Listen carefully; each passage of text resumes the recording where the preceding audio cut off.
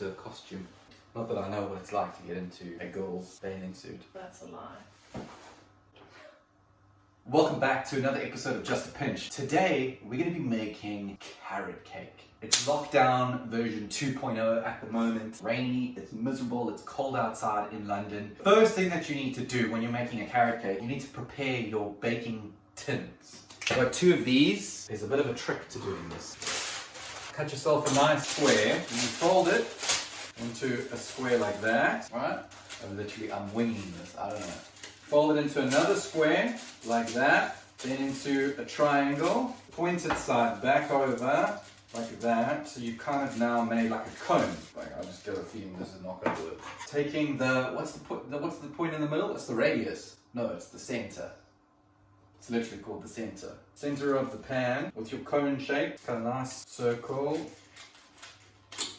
like that. And then, if I've done this correctly, I'm so excited. It worked. Look how pretty that is. It's even got like little shapes. You've never done snowflakes before. Paper snowflakes. Huh? Do one for me. And then when you're done, it will look like that inside. Looks pretty good. Quite impressed actually. Didn't think I was going to pull that off. Now we need to start getting our dry and wet ingredients ready. Is that a snowflake? So that's what Michelle made. It looks like, you know when your kids in preschool and they have to make art projects for Christmas and then you're now forced to put this on the Christmas tree. It looks lovely. We hang it up and put it on the fridge. It looks like a hanky. Beauty is in the eye of the beholder. So sift 315 grams of all-purpose flour. Sifting 2 teaspoons of baking powder. That's 1 teaspoon of baking soda or bicarbonate of soda. Just a pinch of salt. Traditionally, there's obviously cinnamon, so that's 1.5. And then if you've got nutmeg, obviously using the fresh stuff is fine, but ground nutmeg is fine. 1/2 teaspoon of nutmeg. There's nothing worse than like biting into a carrot cake and the spice is all wrong. And then just mix until it's loosely combined. Right, set that aside. Wet ingredients, 4 large eggs. Go. You need 270 mils of vegetable oil. You can use canola oil, of course I'm using sunflower oil. Any neutral oil will work. Please don't use your fancy olive oil for this because it is going to absolutely ruin the flavor. You want the oil to add moisture and texture but not affect the flavor. Oil's going in with the eggs. So you need 400 grams of sugar. I'm going to go 200 grams of brown compacted sugar and 200 grams of just normal granulated sugar. I like to use compacted brown sugar because it's got that really nice sweetness, that syrupy molasses flavor to it. And now 200 grams of just normal granulated sugar. God, that is a lot of sugar. And we're also going to hit it with a teaspoon of vanilla extract. That goes in. So we're just looking to incorporate the eggs and the sugar together so it's nice and mixed and combined. Set this aside. Of course, the most important ingredient is a carrot. So you need about 350 grams. I've gone with 4 here, but they're quite big. Oopsie daisies. What I'm going to do, 50% of the carrots on the coarse grater and then the other 50% on the fine grater, just so we've got different textures. What you really want to see is when you're biting into the carrot cake, a few little tiny little specks and ribbons of carrots. Stop. When you get to this much left on the carrot, stop. You will cut your fingers. This thing is pure evil. So you can see you've got the 2 different textures, the coarse and the fine. The carrot holds quite a lot of moisture, so we want to get rid of some of that. Otherwise, we're going to be adding way too much moisture to the carrot cake and it won't have any structure and it'll just fall apart. Yeah, perfect. So we've got about 110 grams of whole walnuts and we're just going to blitz them up. They're going to add a nice texture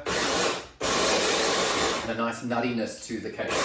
Now we're going to add our flour in 1/3 at a time because we don't want it to become clumpy, and we mix to combine. Now the reason we don't overmix or use the electric whisk, flour has quite a lot of protein or gluten in it, and if you over knead it and over mix it, it becomes really chewy and quite sort of stretchy and dense, which is perfect if you're making a pizza dough. But when you're making a cake, you don't want it to be chewy, you want it to be soft and moist. Carrots go in, half the walnuts and the other half we're going to use to dress the cake later. Now this is completely optional, you don't have to add this if you don't want, but we're adding raisins. I like raisins in a carrot cake, I think it's quite nice and quite traditional. Adds a different kind of sweetness, but I'd say that's about 1/4 of a cup. I'll mix all of this together. So the oven is busy preheating, we are getting it up to 180 degrees Celsius. So we're going to go half in there and half in here.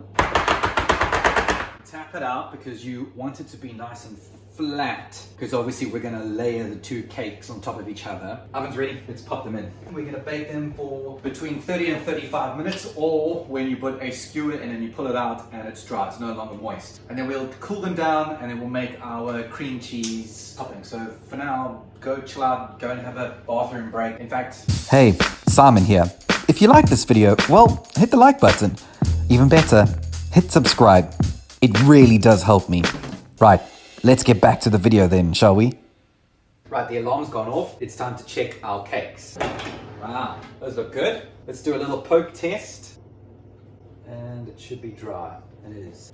These are done. I know I said 30 to 35 minutes. In actuality, probably gone, I would say maybe 40 to 45 minutes. They're taking a little bit longer than expected. We'll transfer them to a wire rack and let them cool down completely. So whilst we do that, I'm going to show you how to make the cream cheese filling. Wow. See if you can find space in the fridge. There's no space in that fridge, my love. How's the cake going to go in the fridge then? Are you raising your voice at me? Ow! You're hitting me again. Hitting you. You need 216 grams of icing sugar or powdered sugar. Yes, that's so much. 115 grams of unsalted butter. It's only when you make this damn thing yourself do you realize how freaking very unhealthy this is. Yes, sis. So I've left the butter and the cream cheese out at room temperature, because you want it nice and soft. If you try and do this when it's fridge temperature, you're going to damage your whisk. 450 grams cream cheese. That's going to go in. We've got our granulated salt. We are not going to add all of it at once, just a little bit at a time. We want to give the cream cheese a chance to dissolve and absorb all of that sugar. So here we go.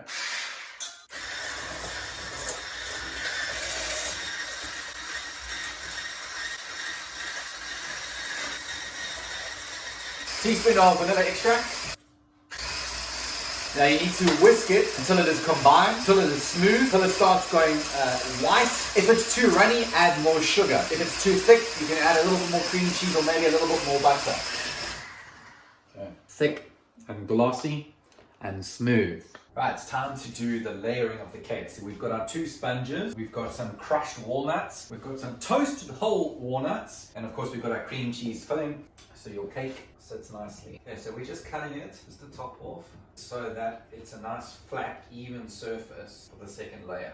So we're just spreading it nice and evenly. Ooh, then that boy goes there. Same again, layer on the top, starting in the center and spreading it evenly through to our edges. Then carefully taking your batter and going around the side. Baby, we made a fucking carrot cake. So I used a bench scraper just to sort of even it out and get the layers done quite nicely. But I mean, it looks really cool. Crumbed walnuts, you can use pecan nuts. As you can see, I've blitzed it, so you've got varying degrees of texture, some coarse, some fine, some whole pieces in there as well. And you're just gonna go around the outside, a little layer on the top, and then Michelle's gonna finish it off with some toasted walnuts. So.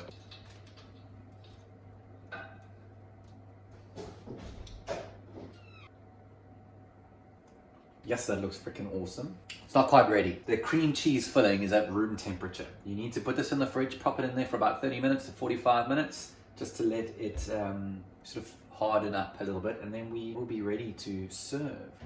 We're ready. Look at that beautiful carrot cake.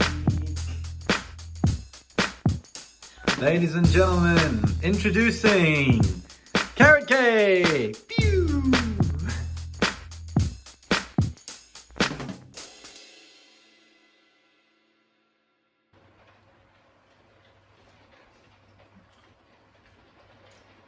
It's so good. This is the real star of the show.